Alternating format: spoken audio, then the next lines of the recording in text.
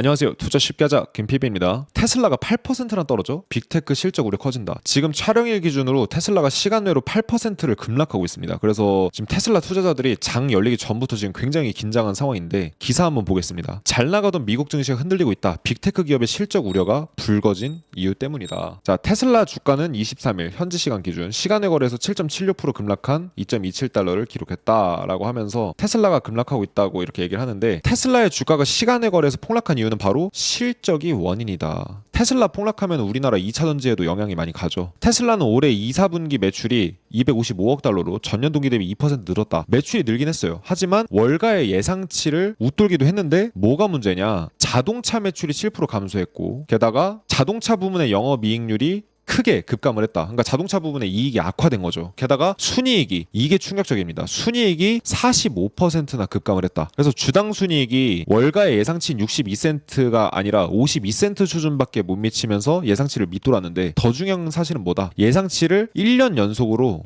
그러니까 이제 쉽게 말하면은 예상치가 62센트였는데 주당 순이익이 예상치에 한참 못 미치는 52센트를 기록했는데, 중요한 건 뭐다? 1년 연속, 4분기 연속으로 시장의 기대치를 못 미치는 실적을 내고 있습니다. 그래서 판매 부진을 해결하려고 어떻게 해요? 할인도 시켜주고 다양한 인센티브를 주고 있는데, 그럼에도 불구하고 매출은 간신히 유지하는 수준이고 순이익은 급격하게 나빠지는 이런 수준입니다. 플러스 알파로 로보택시의 이제 출시가 원래 8월이었는데 이것까지 10월로 미뤄지면서 2달 이상 연기가 됩니다. 그래서 10월로 미뤄지면서 뭔가 다양한 악재들이 테슬라를 이제 껴안고 있는, 이제 휩싸고 있는 이런 상황이죠. 유진투자증권의 이재일 연구원은 주가 하락 원인은 실적 쇼크에 로보택시 서비스에 대한 승인 불확실성, 대선에 대한 불확실성으로 분석된다. 특히 트럼프가 당선되면 전기차 쪽에 이제 보조금을 폐지하거나 전기차 쪽에 이제 악재로 작용할 만한 정책들을 내놓을 거라서 그게 더더욱 테슬라의 악재가 되는 상황이죠. 그러면서 지금 테슬라 주가를 보게 되면 제가 쭉 계속 지금까지 말씀드렸던 게 뭐예요? 하락 추세선을 돌파했기 때문에 긍정성은 보이지만, 제가 말씀드렸던 대로 이제 파동 관점에서 250달러 부근이 중요한 임계점 가격대다. 그래서 이 가격대가 지지가 되고 돌파돼야지만 테슬라는 추가적으로 올라갈 수가 있고, 만약에 그렇지 못하면 여기서 크게 급락할 수 있다. 이렇게 말씀드렸는데 테슬라가 지금 225달러까지 시간외에서 급락을 하고 있습니다. 그러면은 지금 주가가 여기까지 빠진 거예요. 아마 개파라고 여기부터 시작하겠죠.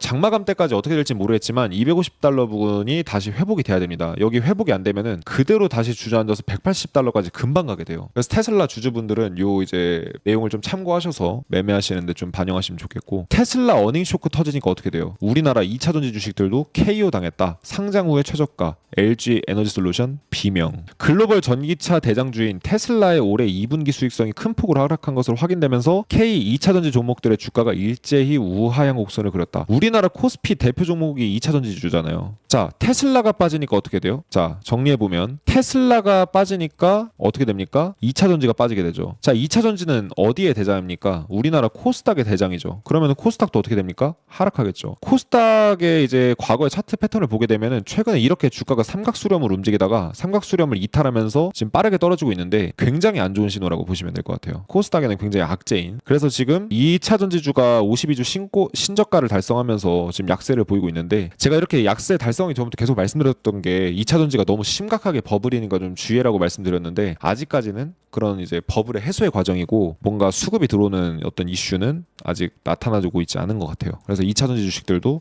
좀 이 부분 참고해 보셔가지고 좀 조심해야 될 필요가 있을 것 같고요.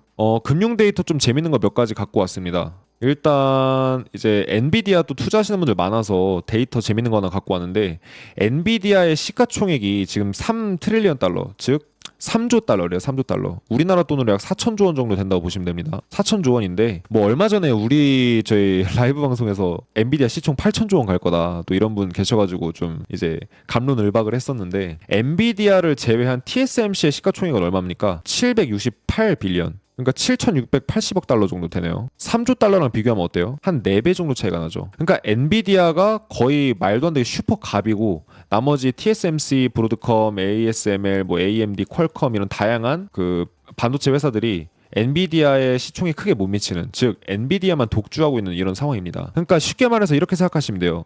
지금 증시가 계속 꾸준히 올라가지고 있잖아요. 여기서 어떤 게 터지면 큰일 나냐면 엔비디아가 터지면 큰일 납니다. 방금 말씀드린 것처럼 테슬라가 빠지니까 어떻게 돼요? 2차 전지주들 빠지고 2차 전지주들 빠지니까 어쨌든 코스닥이 빠지는 이런 결과가 만들어지고 있는데, 이런 것처럼 전 세계 증시를 이제 바치고 있는 종목이 바로 엔비디아입니다. 근데 지금 엔비디아 주가 최근에 어때요? 엔비디아 주가 최근에 보시면은 어떻습니까?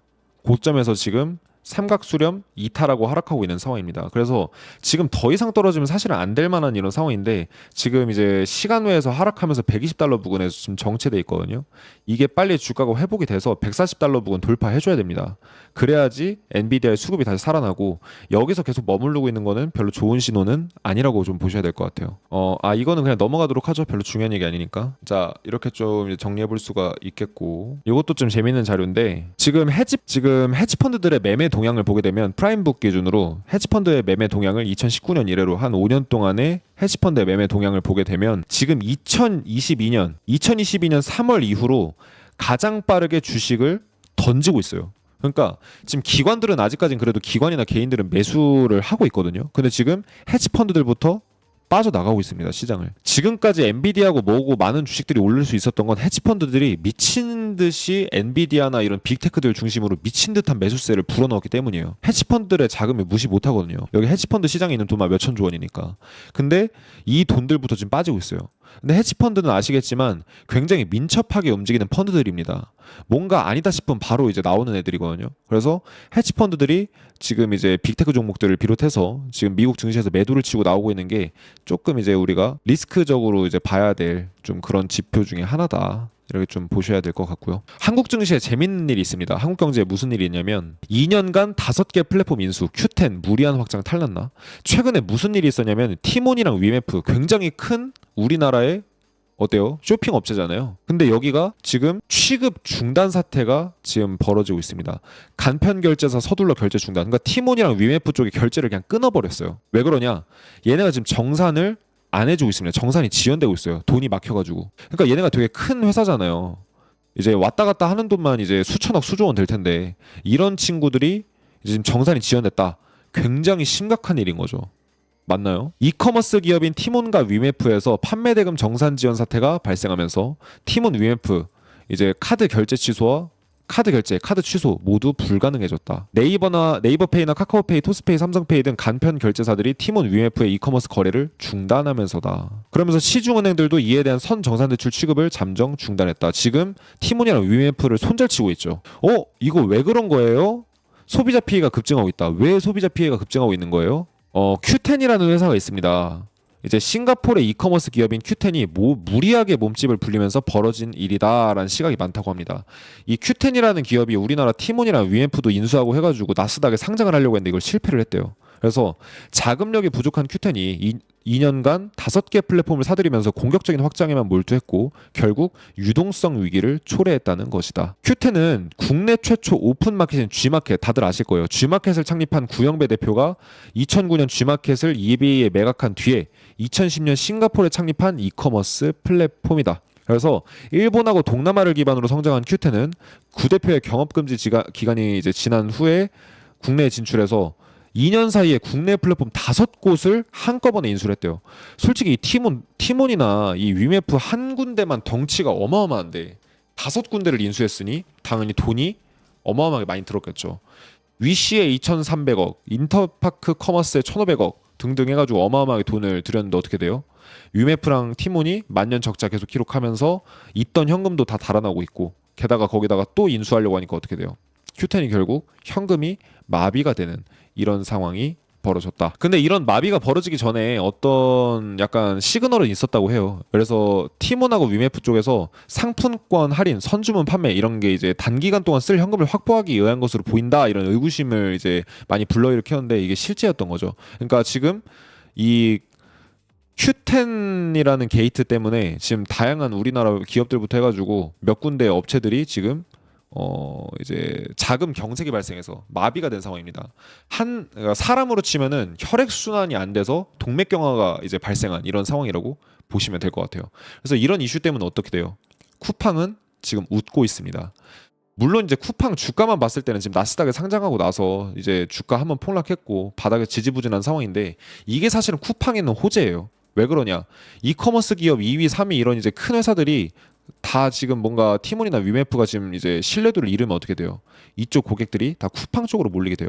이쪽 판매자들도 쿠팡 쪽으로 몰리게 됩니다. 그러면 결국은 쿠팡이 그토록 바랬던 우리나라 시장을 다 먹어버리는 이런 결과를 만들어줄 수 있다는 겁니다. 그래서 쿠팡에는 엄청난 호재로 작용하는 이런 결과가 이제 불러일으킬 것 같다. 이렇게 좀 이제 보여지고요. 계속해서 이제 미국 경제 동향도 한번 살펴보겠습니다. 미국 경제, 미국인의 이제 CNN에서 나온 기사인데 미국인의 39%가 청구서를 지불할 수 없을까 걱정을 하고 있다라는 기사가 나왔습니다. 이건 이제 한국어로 이제 자동 번역한 기사예요. CNN 여론조사에 따르면 미국 성인 10명 중에 4명 가까이가 가족 소득이 지출을 충당하기에 충분하지 않을까봐 대부분 또는 항상 걱정한다고 답했습니다. 근데 중요한 건 뭐다? 대공황 때 이래로 가장 수치가 높은 상황이다. 이는 2021년 12월에 우려를 표명한 28%, 그러니까 2021년 12월에 주가가 고점 찍고 한 1년 동안 2022년에 내리 하락했잖아요. 그때 28%였고 지금은 39%인데 대공황 때보다 더 지금 높은 수준을 지금 이제 차지한 상황이다. 굉장히 심각한 얘기 아닌가요, 이거? 연봉 5만 달러, 즉 우리나라 돈으로 한 6, 7천만 원 이하를 버는 사람들의 절반 이상도 지출을 충당할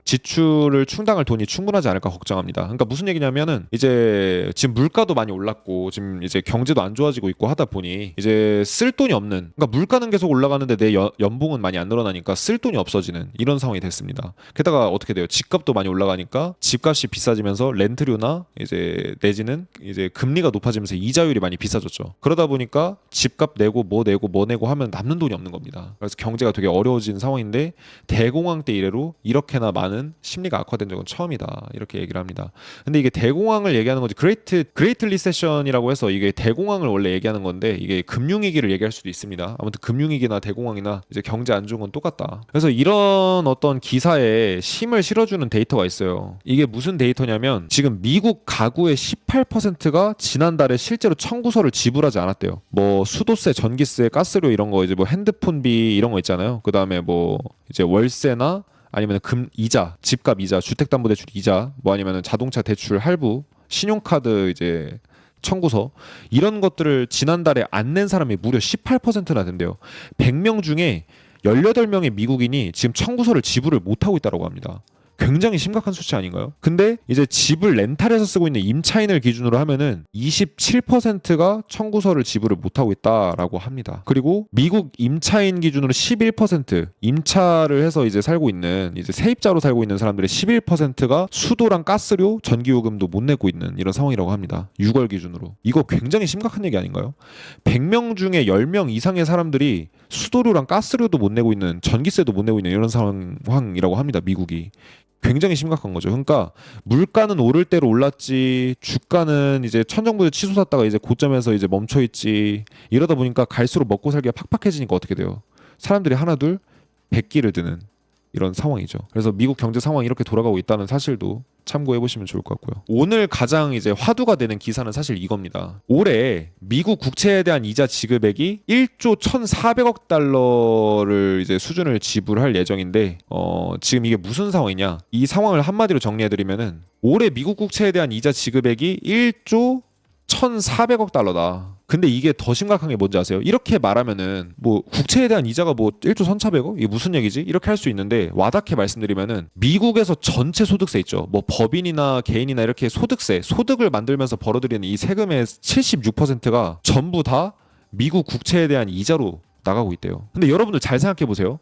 여러분들이 한 달에 1,000만 원을 버는 고소득자예요. 근데 그 중에 760만 원을 대출 이자로 나간다고 생각해 보세요. 신용카드 이자로 나간다고 생각해 보세요, 여러분들. 이게 지금 정상인 상황인가요? 우리가 개인으로 비교해 봤을 때 미국은 거의 지금 실질적인 파산 상태나 다름이 없어요. 미국이 버는 돈, 소득세로 들어오는 돈 중에 대다수를 어떻게 돼요? 국채, 미국이 빚을 진 거에 대한 이자로 나가고 있다고 합니다. 그래서 많은 미국의 경제 전문가들이 이거는 지속이 불가능하다. 아무리 미국이 전 세계 1위 경제 대국이라지만 이거는 사실 다른 국가들의 반발을 이제 사기가 딱 좋은 상황이고, 지금 브릭스 국가들이나 다른 국가들이 지들끼리 뭉치고 있잖아요.